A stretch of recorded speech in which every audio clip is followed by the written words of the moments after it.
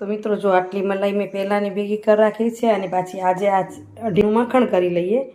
પાણીમાં નાખીશ ને એટલે સારી રીતે એમાં છાશને આપણે જુદી કરી શકશું. પછી હાથથી દબાવીને કાઢી લઈશ. ઘી જુદું પડી જશે. જો ઘી આપણું થોડું થોડું ઠંડુ થઈ ગયું છે. પલળી જાય ને એટલું આપણે લોટામાં નાખશું. પછી આપણે સગડી કે ગેસ જેવો એને ચાલુ કરશું. કુદરત હોય એ પ્રમાણે આપણે ગોળ નાખી દઈએ. તો એમાં મેં ગોળ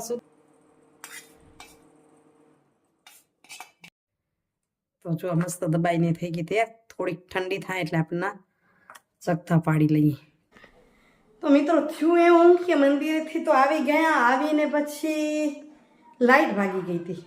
એટલે એવું કામમાં કટાળો થાય. જલ્દી જલ્દી કામ પતાવવું પડે. સાહેબને 8:15 નીકળવું પડે અને મને પણ 9:15 9:30 નીકળવાનું થાય. તો પછી વિડીયો થયો જ નહીં. હવે આજે 9:30 થયા એટલે નીકળતી હતી. પણ એમ થયું કે કેતનભાઈ ચાલે છે બસ સ્ટેશન કે મૂકી દઈશ. એટલે કીધું હાલો તો વાંધો નથી, વિડીયો કરી શકાય. વાયા જાઉં ને તો વિડીયો ન કરી શકું, કારણ કે હજી 10 મિનિટ વહેલું નીકળવું પડે. આમ વાંધો નહીં આવે. 9:45ની બસ છે, એમાં બેસી જઈશ. ચાલો તો નીકળીએ. હવે ક્યાંય સંજોગ મળશે તો ગઈકાલે જેમ વિડીયો કર્યો એમ કરશું. નહીં મળે તો વળી પાછા ઘરે આવીને તમને મળશું. તો મિત્રો 4:30 થયા ને ઘરે પહોંચી. આસંબિયા ગઈ હતી. ઓહ માં એટલો ધોમ તપે છે કે ગરમી ગરમી ગરમી ગજબની ગરમી છે. તડકો અને લૂ જાણે લાગે. થોડીક વહેલી આવી ગઈ છું તો ઘરે બેસીને એમથી થોડુંક કામ કરી લઈશ. ઓફિસે ના જાઉં પછી અટાણે આવું તો ઘરેથી કરું, કારણ કે મને ઓફિસથી પછી પાછું આવવામાં થોડો કંટાળો થાય. આમ અહીંથી મને સીધું સાધન મળી જાય એટલે હાલી આવું. શું ચાલો સુવિચાર લઈ લઉં, પછી ફ્રેશ થઈને કાંઈક કામ કરું. એટલે ચાલો મેસેજ 1-2 નાખવા છે, નાખી દઉં. જો આ બીલીપત્ર લઈ આવી નાના આસંબિયાથી, તો ધોઈને જરાક સુકાવા એટલે પાણી નીતરી જાય એટલી વાર નીતાર નાખું, પછી ફ્રીજમાં મૂકી દઈશ. કાલે વળી મહાદેવજી લઈ જવા થાય. રોજ 4-4 5-5 લઈ જઈ. બીલીપત્ર છે ને 3 દિવસ સુધી વાસી ન કહેવાય એટલે ચાલશે. અહીં ક્યાં બીલીપત્ર જ નથી મળતા, હોય છે બધા ખાધેલા. ક્યાંય ક્યાંય ગાડર ખાઈ ગયું હોય, કાં સુકાઈ ગયા હોય. અમારી બાજુમાં મોટું ઝાડ છે, ઘણા બધા હતા, પણ અહીંયા મહાદેવને ચડાવવા જેવું એક નથી હોતું એમાં બીલીપત્ર. મિત્રો આજના સુવિચારની વાત કરું તો આ રોજ ફિલ્ડમાં જઈને તેમને કાંક ને કાંક અનુભવો થતા હોય, સમજ્યા? લોકોના અનુભવને મગજમાં લઈને તો મેળ જ ના આવે, તો મનને અમારું બગડી જાય. એટલે અમે હંમેશા વિચારીને તમને પણ કહીએ એ સુવિચાર મુજબ કે લોકો શું કરી રહ્યા છે, કેવી રીતે કરી રહ્યા છે, કેમ કરી રહ્યા છે, અને આવું આપણા સાથે કેમ વર્તન કરી રહ્યા છે. આવી પડોજણમાં પડશો ને તો ક્યારે ખુશ નહીં રહી શકો. એની જિંદગી છે તો એ કરે છે, એને જીવવા દો એની રીતે. આપણી જિંદગી છે તો આપણી રીતે જીવીએ. એટલે આપણે ખુશ રહેવું હોય તો એ પડોજણમાં ન પડવું જોઈએ. તો એવી પડોજણમાં પડીને પછી આપણી જિંદગી આપણે સારી ન લાગે.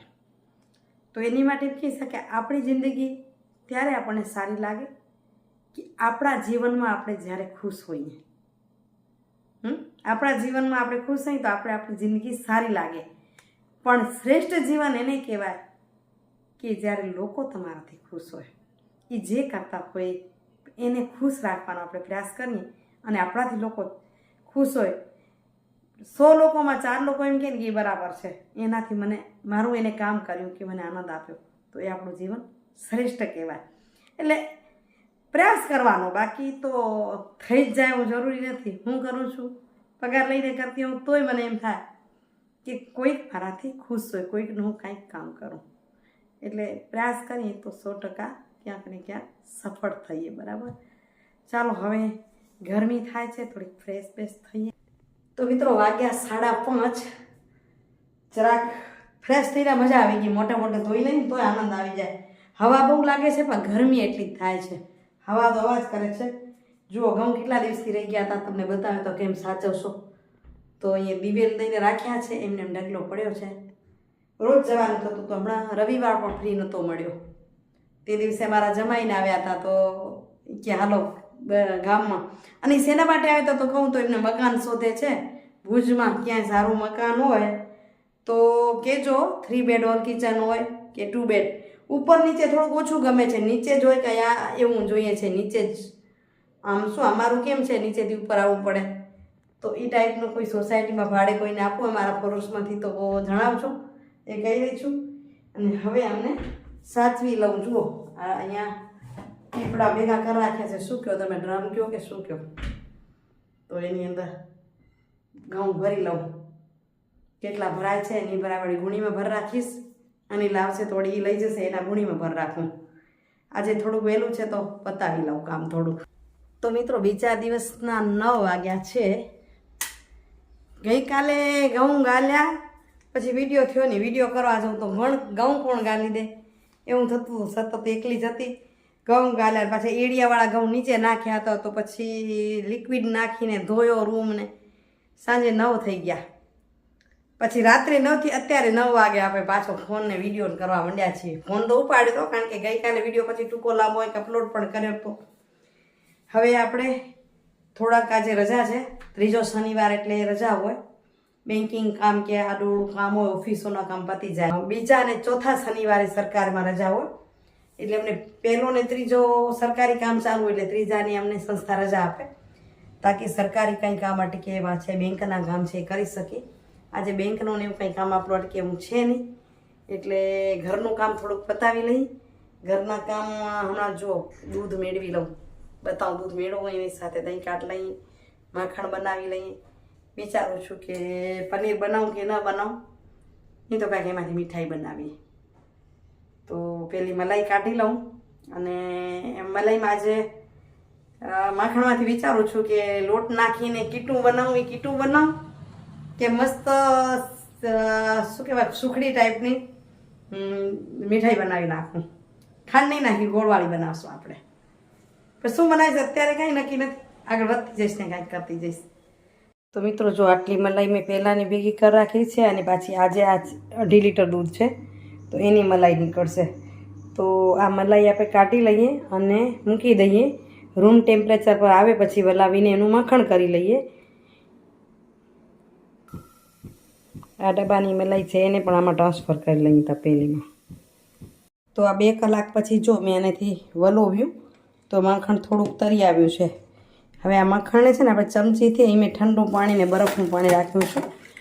આમાં લોહીમાં એટલા માટે કાઢું છું કે પછી એમાં જ આપણે ઘી બનાવશું. પણ હું હાથ પણ નથી ભરતી, આ રીતે કાઢી લઈશ. અત્યારે ઠંડા પાણીમાં નાખીશ ને એટલે સારી રીતે એમાં છાશ થઈને આપણે જુદી કરી શકશું. પછી હાથથી દબાવીને કાઢી લઈશ. અત્યારે આમાંથી આ રીતે કાઢતી આમ, અને હજી એક વખત ફરીથી વલાવીશ એટલે કદાચ રહી ગયો હશે ને માખણનો ભાગ એ પણ નીકળી આવશે. આની અંદર આપણે પાણી ખૂબ જ ઓછું નાખ્યું છે. આ રીતે બધું જ માખણ કાઢી લઉં આમાં ઠંડા પાણીમાં. જો આટલું માખણ એક વખત નીકળ્યું હમણાં, હવે આને ફરી વલાવીશ ને એટલે આમાંથી ફરીથી પણ માખણ નીકળશે. તો જો ફરી વલાવ્યું એટલે ફરી આ માખણ દેખાય છે. હવે આ ચમચીથી નહીં નીકળે એટલે એને હું હાથથી કાઢી લઉં. એનો ભાગ થાય ને એને પછી થોડુંક થઈ જાય માખણ, એટલે ચમચીથી ચડે નહીં, રહી જાય. એની અંદર નાખી જઈશ અત્યારે. અહીંયા કડક થઈ જશે બરફમાં છે ને, પછી બરફ કાઢી નાખશું આપણે. અને દબાવીને આપણે આમાંથી છાશ કાઢી નાખશું.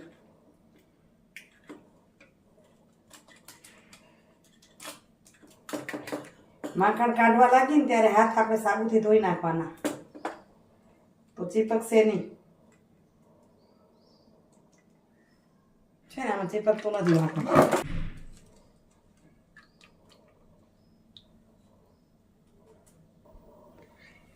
તો જો આટલું માખણ નીકળી ગયું, દબાવીને છાશ કાઢી નાખી. આ ઠંડુ પાણી એટલા માટે નાખ્યું કે થોડું કઠણ થઈ જાય. બરફના ગાંગડા છે ને હું કાઢી નાખીશ, એની અંદર રાખીશ નહીં. ઠંડુ પાણી થવા જ દઈશ ખાલી. આ પાણી કાઢીને બીજું ઠંડુ પાણી પણ નાખીશ અને આ રીતે ધોઈ લઈશ. ઉનાળો છે એટલે જોઈએ ઠંડુ પાણી, નહીં તો ઢીલું માખણ થઈ જાય. એટલે ને છાશ કાઢવી એટલી જરૂરી છે અંદરથી. સાબુથી હાથ ધોયા હોય તો જો હાથમાં જરાય તમારો ચીપકે નહીં. પહેલેથી ધોયેલા હોય ને ચાલ્યો તરત ને તરત કરીએ ત્યારે ને ત્યારે લિક્વિડ કે સાબુથી ધોવાના, અગર ગરમ ગરમ પાણીથી ધોવાના.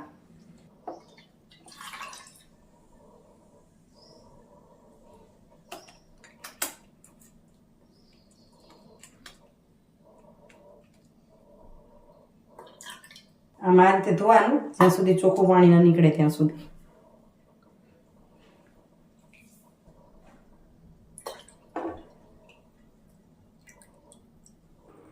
તો હવે આપણે આમ બનાવશું ઘી. તો મેં માખણને ગરમ થવા મૂક્યું છે. હવે આપણે જો દાળો બનાવવો છે કીટું, તો આની અંદર લોટ પડે. આપણે દાળો નહીં બનાવી, આજે આમને એમ ગાળશું ને, ગળી જશે પછી ઉકાળશું, એટલે અંદર જે કૂતરાનું બનશે ને એની આપણે મસ્ત મીઠાઈ બનાવશું. માખણ ગળીને આમ પછી ઉકળવા લાગશે એટલે એને સતત હલાવવું પડશે, નીચે બેસી ન જાય. મલાઈ છે એટલે છાશનો ભાગ ના હોય તો દૂધનો ભાગ હોય આમાં મલાઈમાં. 2-3 મિનિટ થઈ એટલે જો આટલું સરસ ઘાટું થયું છે. હવે સરબત કરે છે એટલે હવે ઘી જુદું પડશે. હમણાં 1-8 મિનિટમાં જ ઘી જુદું પડી જશે. થોડીક વાર હજી ઉકાળી લઈશું તાકી આપણું ઘી બરાબર સરસ પાકી જાય અને આ છાશ છે એ બળતી જાય, એટલે એ અલગ સ્વરૂપ પકડી લેશે અને એનામાંથી આપણે મીઠાઈ બનાવશું. એકચ્યુઅલી મેં પેલું કીધું છાશ છે જ નહીં આમાં. મલાઈ હોય ને એમાં છાશ ન હોય. આપણે જે છાશ કરીને માખણ દહીં કરીને જે માખણ ઉતારીએ છાશનો, એમાં છાશ હોય, એમાં ખટાશનો ભાગ હોય. આમાં બિલકુલ ખટાશનો ભાગ ન હોય. તો જુદું પડતું આવે છે ને ઘી.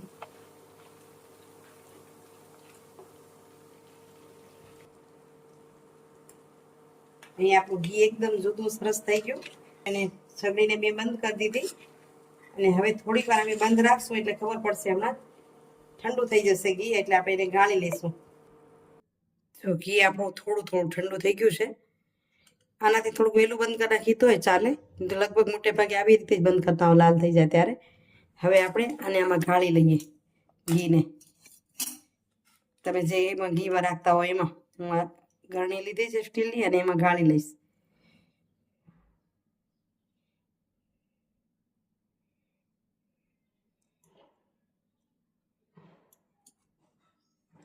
હવે આપણે નીચેનું ઘી નાખીએ તો આ નીચે આમાં બેસી જાય, એટલે આ ઘી આપણે રહેવા દઈ, બગડવા પણ ન દઈએ, મીઠાઈ પણ આપણી સરસ બને.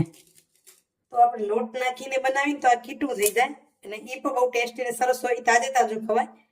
આપણે હવે આની મીઠાઈ બનાવી. મીઠાઈમાં હું ઘઉંનો લોટ નાખું છું. કરકરીયો લોટ હોય તો વિશેષ સારું થાય, પણ મારો તો ઝીણો રોટલીનો લોટ છે. આમાં તમને કરકરવું જોઈએ ને તો થોડીક સૂજી નાખવાની અને આ પલળી જાય ને એટલું આપણે લોટ આમાં નાખશું. પછી આપણે સગડી કે ગેસ જેવો એને ચાલુ કરશું અને બરાબર હલાવી લઈશું. નીચે બેસી ગયું એને પણ આ રીતે મિક્સ કરી લઈએ. બળી નથી ગયું ને જોવાનું છે આપણને. લોટ આપણો પલળે એટલો લોટ નાખી તો એ સરસ થાય. જો આપણો તો સરસ મિક્સ થઈ ગયો ને હવે આપણે સગડીને ચાલુ કરીને લોટને શેકાઈ જાય એ પ્રમાણે હલાવતા હલાવતા ચલાવી લઈએ આ રીતે.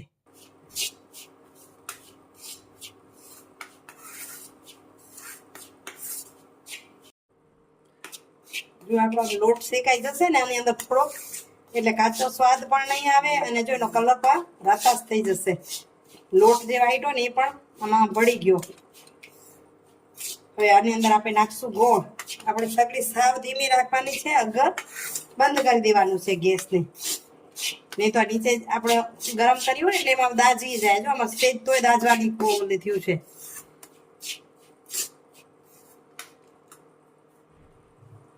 હવે આપણે જે પ્રમાણે લોટ નાખ્યો અને જેટલી આપણી કુતરણ હોય એ પ્રમાણે આપણે ગોળ નાખી દઈએ. તો એમાં મેં ગોળ સુધાર રાખ્યો છે કે 3 ચમચી જેવો હું ગોળ નાખીશ. તમે જે પ્રમાણે મીઠાશ ખાતા હોય એ પ્રમાણે અને મસ્ત મિક્સ કરશું.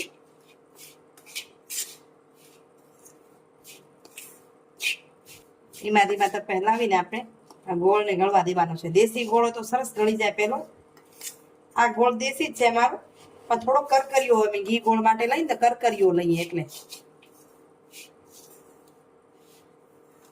અને એકદમ પોચી કરવી હોય તો 2 ચમચી જેટલું દૂધ નાખી દેવાનું અંદર. જો એકદમ એક રસ થઈ ગઈ અને થોડીક વાર લાગી અને આપણું ઘી પણ વધવામાં આવી ગયું. આવી હેલ્ધી વસ્તુને ફેંકાય નહીં ને. અને હવે આનામાં હું ડાળી ઠારી દઉં ડીશમાં, જેથી તમને સુખડીનો ટેસ્ટ આવશે આમાં.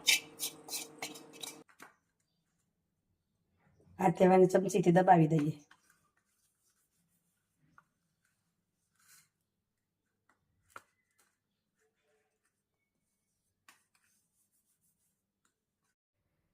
તો જો મસ્ત દબાઈને થઈ ગઈ તૈયાર. થોડીક ઠંડી થાય એટલે આપણે ચકથા પાડી લઈએ.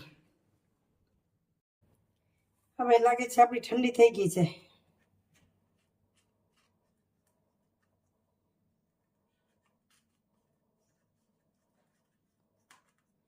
પાયો કરીને આમાં નાખત તો એકદમ સુખડી જેવી થઈ જાય.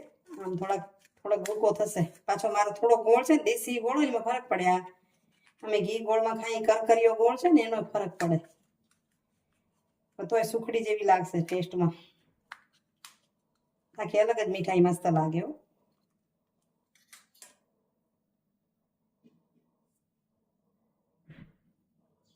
છે ને? તો જો આપણી મસ્ત મીઠાઈ થઈ ગઈ તૈયાર. જ્યાં તમને મેં કાપીને બતાવી, એકદમ સ્મૂથ, ઝીરો વેસ્ટેજ કહેવાય. આ કાંઈક વસ્તુ આપણી વેસ્ટેજ ન જાય.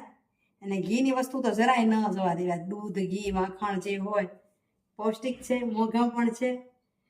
તો તમે પણ બનાવજો. ઘણા બનાવતા હોય, તમે કઈ રીતે બનાવો છો એ પણ મને જરૂરથી કહેજો હો.